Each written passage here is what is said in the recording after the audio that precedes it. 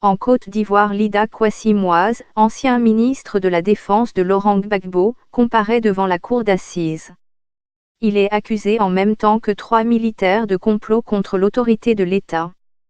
C'est l'un des procès de cette session d'assises qui implique une nouvelle fois des partisans de l'ex-président Laurent Gbagbo. L'audience s'est terminée vers 20 h après que l'ex-ministre soit resté à la barre pendant plus de 3 heures. Lida Kwasi, vêtu d'un costume gris impeccable, s'est adressé à la cour avec aisance. Sûr de lui, il a commencé par une longue introduction. Il a d'abord expliqué qu'en 2011, après la chute du président Laurent Gbagbo, il a échappé à 2 assassinats. C'est pour cela qu'il a décidé de partir en exil, d'abord au Ghana avec ses 3 enfants sans moyens de subsistance.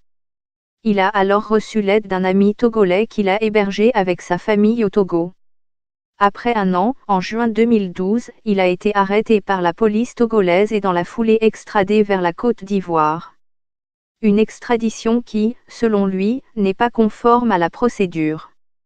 Après ce préambule, il indique qu'il ne se reconnaît pas dans l'accusation de complot contre l'autorité de l'État. Les 2 documents retrouvés chez lui à Lomé sont sans rapport avec les activités de militaires exilés au Ghana qui auraient pu avoir des velléités de déstabiliser le pouvoir en place à Abidjan. Il accuse d'ailleurs la Direction de surveillance du territoire, la DST, d'avoir travesti ses propos et trafiqué des documents. Lida Kwasi raconte également qu'il a ensuite été détenu pendant 15 jours à la Direction de surveillance du territoire où il a subi 11 jours d'interrogatoire et a été envoyé 3 fois au blindé, une cellule d'isolement de quelques mètres carrés. Je ne suis pas un expert en coup d'État, je ne suis pas un assassin, je ne suis pas une bête dangereuse qu'il faut garder en cage, a-t-il déclaré.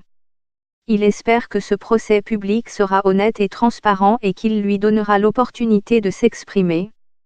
Notons que ces 3 coaccusés, tous militaires, ont également nié avoir comploté contre l'autorité de l'État. L'audience reprend jeudi avec le réquisitoire et les plaidoiries. Le verdict devrait être connu dans la journée.